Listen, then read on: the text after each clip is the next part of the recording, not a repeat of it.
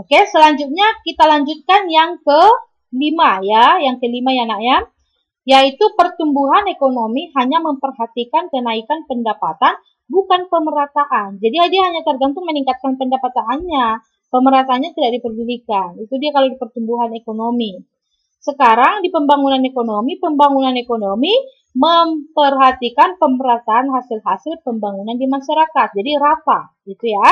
Dan yang terakhir, perbedaannya pertumbuhan ekonomi tidak selalu disertai oleh pembangunan ekonomi. Sedangkan pembangunan ekonomi selalu disertai dengan pertumbuhan ekonomi. Jadi yang keenam, Ibu ulangi sekali lagi. Pertumbuhan ekonomi tidak selalu disertai oleh pembangunan ekonomi, sedangkan pembangunan ekonomi selalu disertai dengan pertumbuhan ekonomi. Itulah yang perlu kalian pahami tentang perbedaan pertumbuhan dan pembangunan ekonomi. Ya, nak ya. Sekarang kita lanjutkan yang berikutnya. Apa indikator keberhasilan ekonomi?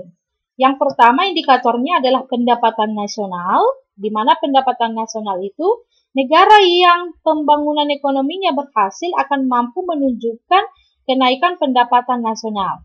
Yang kedua, produksi nasional atau PNB. Keberhasilan pembangunan ekonomi suatu negara dapat diukur menggunakan produksi nasional yang dicapai oleh negara tersebut. Yang ketiga, kesempatan kerja. Pelaksanaan pembangunan ekonomi harus diikuti dengan terbentuknya kesempatan kerja yang luas. Yang keempat, perekonomian yang stabil. Yang kelima, neraca pembayaran luar negeri. Dan yang keenam, distribusi pendapatan yang merata.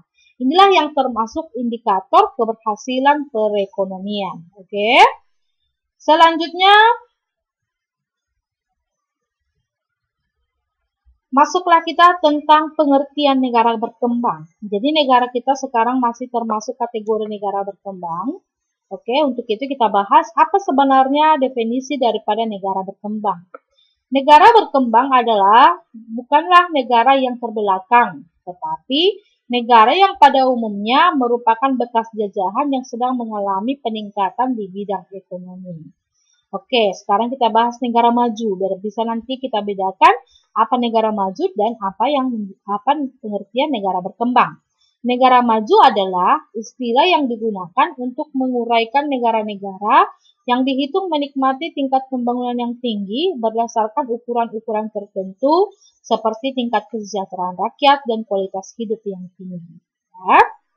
Oke, bagaimana ciri-ciri daripada negara maju dan negara berkembang? Yang pertama, pertanian, peternakan, dan perikanan dijual dan diekspor. Itu negara maju. Yang kedua, aktivitas perekonomian menggunakan sarana dan prasarana modern.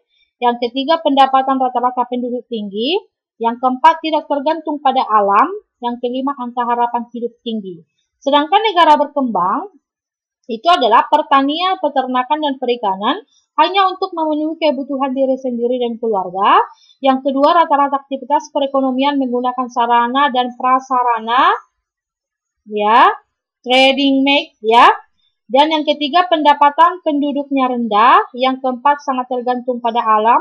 Dan yang kelima, angka harapan hidup rendah. Oke, kita lanjutkan yang berikutnya ya, nak. Apa masalah pembangunan ekonomi di negara berkembang? Kenapa negara berkembang itu susah kali untuk maju? Karena ada masalah ekonominya. Yang pertama, tingkat pendidikan yang rendah, sehingga pengetahuan yang diperoleh sedikit. Yang kedua, pertaniannya masih tradisional. Yang ketiga, taraf hidup yang rendah. Yang keempat, produktivitas yang rendah. Yang kelima, kekurangan modal dan tenaga ahli. Yang keenam, laju pertambahan penduduk yang tinggi atau perkembangan penduduk pesat. Yang selanjutnya, masalah menciptakan kesempatan kerja dan pengangguran. Yang kedelapan, ketergantungan pada sektor pertanian. Yang kesembilan, kemalasan dan ketidakdisiplinan seseorang. Dan yang kesepuluh, sikap yang tidak mendorong produksi. Inilah masalah-masalah pembangunan ekonomi di negara berkembang. Mungkin kalau kita perhatikan negara kita, hal ini semua ada ya. Ciri-cirinya ini semua ada ya. Itu makanya negara kita itu masih termasuk ke dalam kategori negara sedang berkembang. Oke. Sekarang kita lanjutkan kembali materi kita untuk minggu depan. Inilah kira-kira materi yang bisa Ibu sampaikan pada pagi hari ini. Ibu mohon kalian dapat memahami apa yang sudah Ibu jelaskan.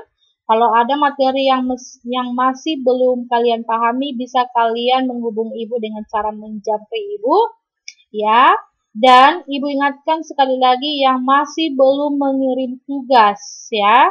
Dan juga yang belum ujian PH1, tolong segera ujian, ya. Tolong hubungi Ibu secara japri supaya kita selesaikan dengan damai. Oke? Oke anak-anak Ibu semua, sekianlah pertemuan kita untuk pagi hari ini. Atas perhatian kalian, Ibu ucapkan terima kasih. Tuhan Yesus memberkati.